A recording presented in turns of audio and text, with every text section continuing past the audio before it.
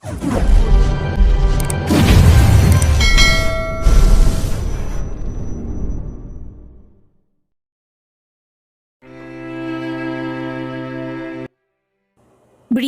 TOV. Hercules, gusto mo akong makausap? Ano pa bang pag-uusapan natin? Kung hindi nilang importante, huwag ka na mag-aksaya ng oras. Wala akong panahon para makinig sa mga drama mo sa buhay. Nakalabi kong sagot kay Hercules. Napansin ko natigilan ito habang napangisi naman si Lucas. Halatang inaasar nito ang kanyang kapatid. Sa nakikita sa dalawa, parang gusto kong pareho na lang silang iwasan. Hindi talaga kayang dalhin ng konsensya ko na nakikita silang hindi nagkakasundo kapag nasa harapan ko sila eh. Para bang hindi kaya ng konsensya kong isipin nang dahil sa akin lalo silang nagkakasamaan ng loob na magkapatid. Pwede ka bang makausap ng tayo lang? Hindi pa naman kayo kasal ni Lucas para makinig siya sa topic natin, hindi ba? Seryosong sagot naman ni Hercules. Soon, magiging legal wife ko na si Bridget at sanayin mo na sarili mo na sa kaharap ako sa tuwing may sasabihin ka sa kanya. What is it bro? Sabihin mo na. As long as hindi makakaapekto ito sa pagmamahala namin ni Bridget, wala ka maririnig na kahit na anong salita mula sa akin. Nakangiti namang sabat ni Lucas. Marahan ako na pabuntong hininga. Pigil ko naman ang sarili ko na mag-walk out na talaga. Ano ba itong napasukan ko? Akala ko magiging tahimik ng buhay ko ngayong divorce na kami ni Hercules. Pero bakit parang mas lalong lumala yata ang sitwasyon? Fine, since you have a time na makinig sa sasabihin ko. At kung anong pakay ko kay Bridget? Seryosong sagot ni Hercules kay Lucas. Hindi naman ako nakainig. Hindi na din umimik pa si Lucas habang halata sa itsura niya na hinihintay niya kung ano pang sasabihin ni Hercules. Alam na ni Lola Amelia ang tungkol sa mga bata at gusto niyang makita sa personal sila Stel at Selena. Bigas ni Hercules. Na hindi ko na ikinagulat, alam ko naman na sooner or later malalaman din ni Lola ang tungkol sa mga bata. Actually, bala ko na sana siyang dalawin, ulit kaya lang naging abala naman ako sa paghahanda sa kasal naming dalawa ni Lucas. Gusto ko din sanang makuha ang reaksyon ni Lola sa pasya namin ni Lucas na magpakasal kami pero natatakot naman ako sa posibleng maging reaksyon niya. Parehong mga apo ni Lola Amelia sila Lucas at Hercules. At hindi ko alam kung magaan ba sa kalooban niya kapag malaman niya na ikakasal na kami ni Lucas. Hanggat maaari ayaw ko sanang sirain ang magandang samahan namin ni Lola. Pero hindi naman pwedeng umatras ako sa kasal namin ni Lucas. Ayaw ko siyang masaktan dahil 7 taon din siyang naghintay sa akin. Galit ba siya? Nagtatampo ba siya dahil sa ginawa ko? Wala sa sariling tanong ko kay Hercules. Nakalimutan ko na ang presensya ni Lucas dahil sa kabang nararamdaman ko. No, pet ka ni Lola at kahit kailan hindi siya magagalit sa'yo. Alam niya na rin ang tungkol sa nakatakdang kasal niyang dalawa ni Lucas kaya sana naman dalawin niyo siya at formal na hingin ang basbas niya. Bigas ni Hercules. Halata sa boses niya ang lungkot habang sinasabi ang katagang yon. Kaya hindi ko naman maiwasan na makaramdam ng kirot sa puso. Mahal ko pa rin ang lalaking ito. Alam ko yan sa sarili ko. Nararamdaman ko pa rin yan sa puso ko. Pero itatali na nga ba ako sa ibang lalaki? Kaya hindi na pwede. Ayaw ko nang balikan pa ang nakaraan namin. Okay, pakisabi kay Lola na dadalaw kami sa Sabado. Si Lucas na ang sumagot. Wala sa sariling napapitlag ako nang lumapat ang braso niya sa balikat ko. Inakbayan niya ako sa mismong harap ni Hercules. At kita ko naman ang kakaibang titig ni Hercules kay Lucas dahil sa ginawa nito. Halatang nagsiselos. Makakarating kay Lola. Aasahan namin kayo sa weekend. Bigas ni Hercules at laglag ang balikat na tumalikod na. Muli siyang naglakad pabalik sa mga naglalarong bata. Pasimple ko naman tinanggal ang pagkakaakbay ni Lucas sa akin at seryoso siyang hinarap.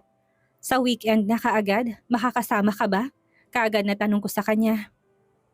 Nakangiti naman itong tumango. Yeah, tamang-tama sa weekend para mabigyan din natin sila ng invitation sa kasal natin. Huwag kang mag-alala, maintindihan din naman tayo ni Lola. Nakangiting sagot ni Lucas sa akin. Pilit ang ngiting tumango ako. May ilang pinag-usapan pa kami ni Lucas bago tunag pa siyang magpaalam. Kaagad naman akong tumango at inihatid ko ulit siya hanggang sa kanyang kotse. Kinalikan niya pa ako sa pisngi bago siya tuluyang sumakay ng kotse at tuluyan ng umalis. Pagkaalis ni Lucas, muli akong pumasok sa loob. Napansin ko pa na abala na ulit si Hercules sa mga bata kaya naman nagpasya na akong pumasok sa loob ng bahay. Diretso ako ng kwarto at nagpahinga lang ng saglit bago nagpasyang pumasok ng banyo para maligo. Sobrang init kasi sa labas at feeling ko nalalagkit ang katawan ko sa pawis. Pagkapasok ko sa loob ng banyo, kaagad ako naghubad ng lahat ng saplot sa aking katawan.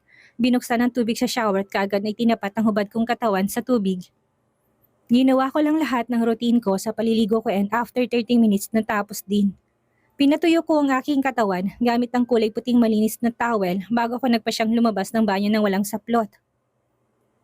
Kampante naman ako na mag-isa lang ako kaya lahat ng gusto kong gawin dito sa kwarto magagawa ko. Yun nga lang, pagkalabas ko ng banyo para akong tinulos sa kinatatayuan nang mapansin ko isang taong naghihintay sa akin na hindi ko inaasahan. Hercules? Mahinang bigkas ko habang hindi ko naman malaman kung paano tatakpan ang hubad kong katawan na noon ay malaya niya na pagmasdan. Paano nakapasok ka sa loob ng kwarto ko? Kaagad kong tanong kay Hercules habang pilit na tinatakpan ang hubad kong katawan gamit aking mga kamay na hindi nga ako nagabalang magtapis ng kahit na tuwalya man lang. Kanina sa pag-aakala ko na mag-isa lang ako dito sa silid ko. Ni isa hinagap, hindi ko akalaing madadatnan ko sa Hercules sa sarili kong silid. Bridget, ang ganda mo talaga. Narinig kong bigkas niya habang patuloy na naglalakbay ang kanyang paningin sa kabuuan ko. Hindi ko naman malaman ang gagawin ko. Hindi ko alam kung anong desisyon ang gagawin ko. Babalik ba ako ng banyo o palalabasin siya sa silid ko? Sa sobrang pagkataranta ko, namalayan ko na lang na mabilis na naghakbang na naglakad palapit sa akin sa Hercules. Bakas sa kanyang mga matang pagnanasa habang walang kakurap-kurap na nakatitig sa akin. Ilang beses ko na napagmasdan ng katawan na yan. Ngayon mo pa ba ipagdadamot sa akin, Bridget? Pausang boses na bigkas niya. Napansin ko pa ang paggalaw ng kanyang Adam's apple habang nakatitig sa akin. Hindi na ako nakapalagpa nang dumantay ang mainit niyang palad sa magkabilaan kong balikat. Paano ka nakapasok? May hina akong tanong sa kanya. Hindi ko maintindihan ang sarili ko. Bigla ko nawalan ng lakas na tawayin siya na nagumpisa siyang haplusin ng aking pisngi pababa sa aking balikat. Parang may libo-libong boltahe ng kuryenteng biglang bumalot sa buo kong pagkatao habang ginagawa niya yon. Simpleng haplos niya lang ay malaking epekto na yon sa buo kong pagkatao. Hercules, malito. Ikakasal na ako, may hinang bigkas ko sa kanya. Tumatanggi ang isipan ko sa posibleng mangyari sa aming dalawa pero hindi ang puso ko. Parang excited pa nga ang katawan ko na damhin kung ano man ang gustong gawin sa akin ni Hercules ngayon. Ikakasal? Kahit na ilang beses ka pang ikasal sa ibang lalaki, hindi maikakaila na aking ka lang, Bridget. Alam kong ako nagmamay-ari ng puso mo at willing ako maging kabit mo kung kinakailangan. Hinihingal na bigkas niya kasabay ng pagbaba ng mukha niya sa mukha ko. Naramdaman ko na lang na naglapat ng aming labi. Ang pag-aalinlangan na naramdaman ko kanina lang ay biglang naglaho. Kakaibang init sa buo kong pagkatao ang kasunod kong naramdaman habang unti-unti ko na rin tinutugon ng halik niya. Hercules, mahina akong bigkas ng pakawalan niyang labi ko. Ako pa rin, di ba? Ako pa rin ang mahal mo. Seryosong bigkas niya sa akin. Wala sa sariling napatango ako. Bahala na. Alam kong kasalanan tong gagawin ko, pero kahirap talagang pigilan ang puso. Kahit na anong gawin kong pag-iwas, kusa talagang lumalapit ang tukso. Yes, ikaw pa rin, Hercules. Ikaw pa rin ang nagmamay-ari ng puso ko. Mahina kong bigkas sa tuming kayad ako parang muling magtagpo ang labi namin. Hindi ko naman mapigilan ang makaramdam ng tuwa. Ilang minuto ring tumagal ang aming halikan bago ko naramdaman ang pag-angat ko sa ere. Buhat ako ni Hercules. Hanggang sa naramdaman ko na lang ang pagdikit ng likod ko sa malambot na kama. Hercules, gosh, bakit napakahirap mong pigilan? Bigkas ko habang nakapikit. Yes, Bridget. Alam mo ba kung bakit hindi mo ko kayang tanggihan? Dahil ako pa rin ang mahal mo, hindi ba? Narinig kong bigkas niya. Wala sa sariling napamulat ako ng aking mga mata at kaagad na sumalubong sa akin ang matiim niyang pagkakatitig din sa aking mukha. Yes, ikaw pa rin ang mahal ko, Hercules. Ikaw pa rin. Bibigyan kita ng laya ngayong gabi sa lahat ng gusto mong gawin. Take me, Hercules. Paligayahin mo ko ngayong gabi. Eto ng pagkakataon mo para ipadama sa akin kung gaano mo ko kamahal. Mahinang bigkas ko. Sapat lang yun para marinig niya. Isang masayang ngiti ang gumuhit sa labi ni Hercules. I love you, Bridget. Sa'yo ko lang naramdaman ng ganitong klaseng pagnanasa. Aagawin kita ulit sa kanya. Hindi ako papayag na maikasal ka sa half-brother ko. Hindi ako papayag na maagaw ka niya sa akin. Akin ka lang. Akin lang ang buo mong pagkatao. Honest niya habang nakatitig sa akin. Wala na akong panahon pa para isipin ang problemang kinakaharap ko ngayon. Wala na akong pakialam pa kung magiging unfair man ako kay Lucas. Ang importante sa akin ngayon masaya ako. Masaya ako sa bisig ni Hercules. At maibsan ng pagkauhaw ko sa laman na siya lang ang makakagawa. Wala na akong pakialam pa sa hinaharap. Wala akong balak na makipagtalik sa iba. Kay Hercules lang. Kay Hercules lang ang katawan kong ito. Sa kanya lang ako magiging masaya. Siya lang ang nakakapawi na matindi kong pagkauhaw. Wala na. Tuluyan na ulit akong nahulog sa mga kamay ni Hercules. Hindi na ako makakaiwas sa kanya dahil alam kong hahanap-hanapin ang katawan ko. Ang ginagawa namin ngayon. I'm coming, Hercules. Agad na wika ako nang maramdaman kung may kung anong gustong sumabog mula sa sinapupunan ko. Parehong habol ang aming hininga habang nakapikit. I love you. Thank you, Bridget. Thank you dahil muli mong pinaramdam sa akin kung gaano mo ko kamahal. Hindi mo sinasambit ng labi mong katagang gusto kong marinig. Nararamdaman ko naman yan sa katawan mo. Nakangiti niyang bigkas sa akin. Pigil ko naman ng maiyak. Kung may babalik ko lang ang lahat, hindi sana ako nagpadalos-dalos ng desisyon. Hindi ko sana tinanggap ang proposal ni Lucas na magpakasal kami, lalo na alam ko na sa akin sariling itong si Hercules pa rin ang mahal ko. Ikakasal na ako, nangako na ako kay Lucas na magpapakasal na kami at ayaw ko nang bawiin pa yon. Malungkot kong bigkas kay Hercules. Hindi ako makatingin ng diretso sa kanya dahil baka maiyak lang ako. Kung hindi mo siya mahal, pwede ka namang umatras, hindi ba? Pwede mo siyang kausapin. Kaysa naman habang buhay kang maging miserable sa kanya, lalo na't hindi mo naman siya mahal. Kaganyan namang sagot sa akin. Kung ganun lang sana kadali ang lahat, why not, di ba? Pwede akong matras pero paano naman si Lucas? Ayaw ko siyang masaktan. Masyado siyang mabait para saktan ko siya. Hindi ko kaya, Hercules. Hindi ko kayang saktan si Lucas. Malungkot kong bigkas, natigilan naman siya at mabilis na bumaba ng kama. Hubot-hubad na naglakad patungo sa may bintana at sumilip sa labas. Hindi mo siya kayang hiwalayan pero kinaya mo makipag-divorce sa akin. Alam mo bang tuluyan ko nang itinapon sa buhay namin si Rodora? Ready na akong makasama ka ulit, Bridget. Ayaw mo bang bigyan ng kompletong pamilyang mga anak natin? Hindi mo ba talaga ako mapapatawad sa lahat ng mga pagkakamaling nagawa ko sa'yo? Malungkot niyang bigkas. Dahan-dahan naman ako napaupo sa kama. Hinila ko pa ang isang kumot at tinakip sa hubad kong katawan. Pagkatapos ng mainit na sandaling na magitan sa aming dalawa, walang kapantay na lungkot ang kaagad na pumalit. Iba ka, iba si Lucas. Nagawa niya maghintay sa loob ng 7 taong itinaboy mo ko. Mahina akong bigkas. Sapat lang yun para marinig niya kaya mabilis siyang naglakad palapit sa akin. Nagsisisi na ako. Sa loob ng 7 taon na hindi kita nakakasama, sobrang nagsisisi ako, Bridget. Akala ko talaga patay ka na. Kung hindi lang dahil kay Alina, baka nagpakamatay na rin ako noon dahil sa sobrang sundot ng konsensya, dahil sa pagkawala mo. Seryoso niyang bigkas sa akin, namumulan na rin ang kanyang mga mata talatang pinipigilan niya ang maiyak. Para namang may kumurot sa puso ko dahil sa nasaksihan ko sa kanya. Hindi ako maniniwala sa loob ng 7 taon na wala si Rodora. Si Rodora ang kasama mo. Tuluyan mo na siyang ibinahay at siyang pinalit mo sa mansyon. Kaagad ko sagot sa kanya. Kaagad naman siyang napailing. Wala naman ako magagawa kung hindi ka maniniwala sa akin. Pero itong totoo, Bridget, sa loob ng 7 taon na yun, wala nangyari sa aming dalawa. Bigla ko naramdaman sa sarili kong hindi ko na pala siya mahal. Na ikaw na palang mahal ko pero huli na. Wala ka na noong naramdaman ko kung gaano kakahalaga sa akin. Kaagad niya namang sagot sa akin. Hindi ko na napigilan pa ang maluha. Anong nangyari? Bakit kami umabot sa ganitong sitwasyon? Bakit kung saan nalaman ko na ang totoo sa nararamdaman ni Hercules, sa akin isa ka naman ako hindi pwede dahil ikakasal na ako sa ibang lalaki. Hindi na magbabago ang desisyon ko. Kahit na makailang ulit pang may nangyari sa ating dalawa, hindi na magbabago ang lahat. Magpapakasal ako kay Lucas at magiging bahagi ka na lang ng kahapon ko. Malungkot kong bigkas. Kaagad na gumuhit ang pait sa mga mata niya. Kaagad naman akong napaiwas ng tingin sa kanya. Ang totoo, naguguluhan ako. Sobrang hirap gumawa ng mga desisyon sa buhay. Ilang sandaling katahimikan ang namagitan sa aming dalawa ni Hercules bago ko naramdaman ng muling paglapit niya sa akin. Hinawakan niya ako sa magkabila ang balikat at seryoso akong tinitigan sa mga mata. Kung talagang hindi ka na makatras sa kasal niyong dalawa, biling naman ako maging kabit mo eh. Seryosong bigkas niya na labis ko ikinagulat. Hindi ako makapaniwala sa narinig ko mula sa kanya. Sa Hercules ba talaga ang kaharap ko ngayon? Bakit parang biglang nagbago ang ihip ng hangin? Ayos lang daw sa kanya na maging kabit ko siya? Hindi pa nga kami naikasal ni Lucas pero may kabit na kaagad ako. Shucks, kaya ko ba? Kaya ko bang pagsabayin ng 2 lalaki sa buhay ko? Nasaan ang dignidad ko kung gagawin ko yon? Matirang matibay sa aming dalawa ng half-brother ko. Pero lahat gagawin ko para maging masaya ka sa akin, Bridget. Bubusugin kita sa pagmamahal ko. hanggang sa ikaw na mismong kusang bumitaw kay Lucas. Bigkas niya habang dahan-dahang tinatanggal ang kumot na nakatakip sa aking katawan. Iba talagang epekto niya sa akin. Tuluyan na ako nagpadala sa aking nararamdaman. Tuluyan ko nang isinukong prinsipyo ko sa kamay ni Hercules. Bahala na. Kung kasalanan man itong nangyayari sa amin, handa akong tanggapin ang consequences. Ang importante, masaya ako sa piling ng ama ng mga anak ko. Masaya ako sa piling ng ex-husband ko na baka maging kabit ko pa nga.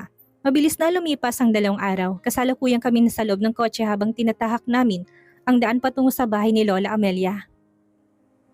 Pinaghalong damdamin ang lumulukob sa puso ko. Kinakabahan ako na natatakot ako sa muling paghaharap naming dalawa ni Lola Amelia. Ano bang pwede kong sabihin sa kanya? Paano kung ungkatin nila ang tungkol sa nalalapit na kasal naming dalawa ni Lucas?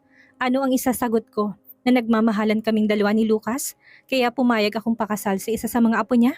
Na pagkatapos naming mag-divorce ni Hercules, kay Lucas naman ang bagsak ko. Alam kong ang highlight ng pagdalaw namin sa bahay ni Lola ay upang makilala niya rin ang apo niya. Pero natatakot pa rin ako. At the same time, nahihiya rin sa posibleng sasabihin ni Lola sa akin. Mommy, sabi ni Daddy kahapon, 2 grandma daw ang dadalawin natin. Tapos sabi naman ni Alina, masungit daw po yung isang grandma. Narinig ko sambit ni Selena.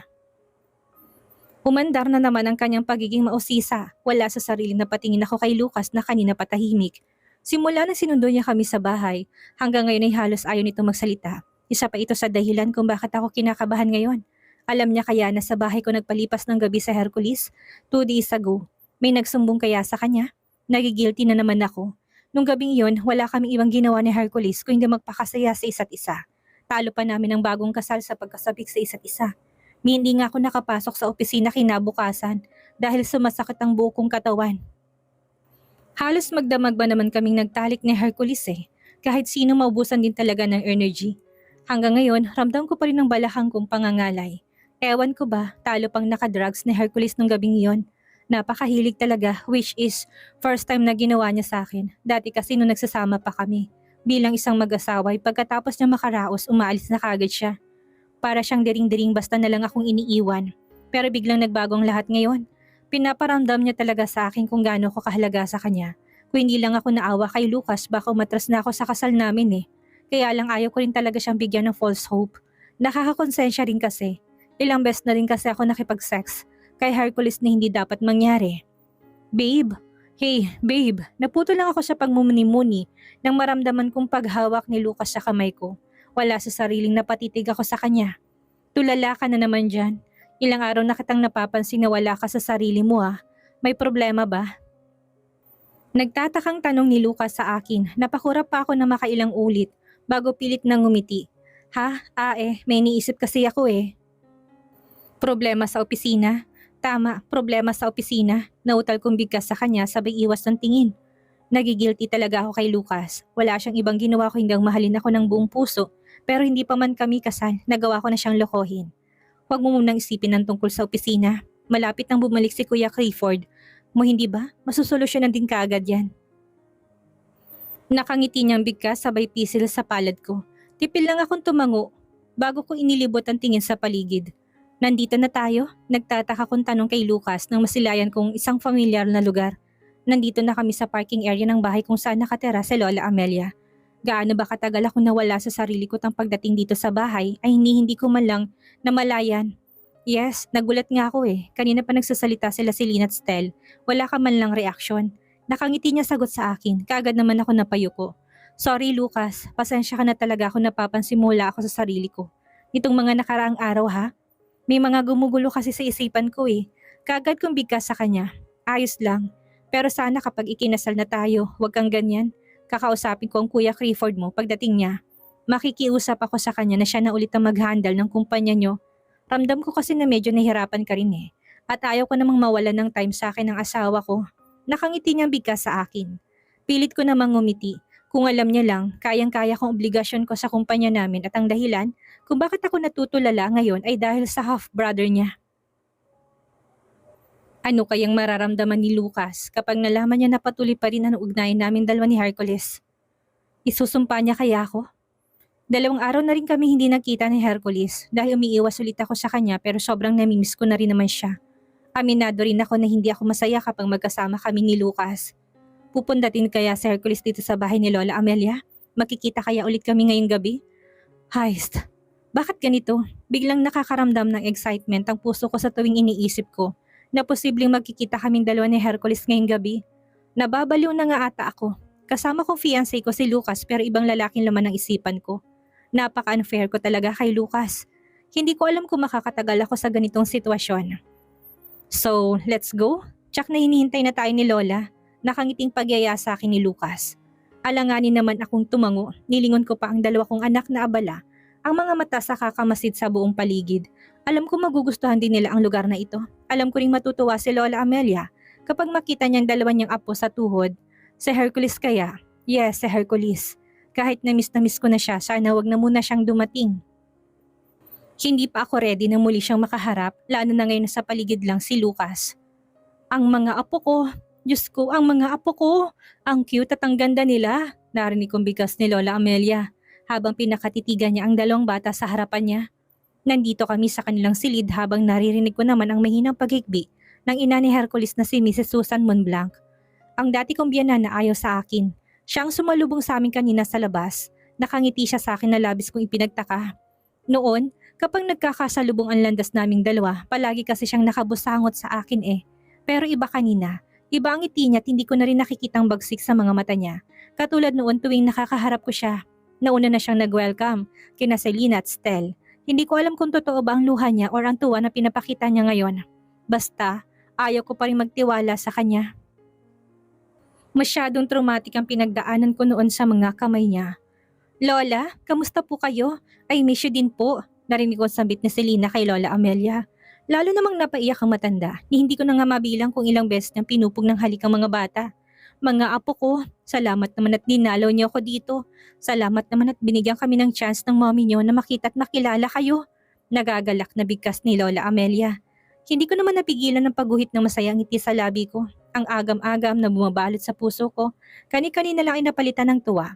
Sa wakas, hindi na ako magigilty. Ginawa ko ng part ko bilang ina, na-meet na ng mga anak ko ang kanilang mga lolas. Thank you din po, Lola.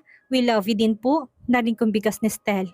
Napasiko ko agad ding naglakad palapit sa kanila ang kanina pang lumuluha na si Mrs. Susan. Mrs. Susan dahil ayaw ko na siyang tawaging mommy.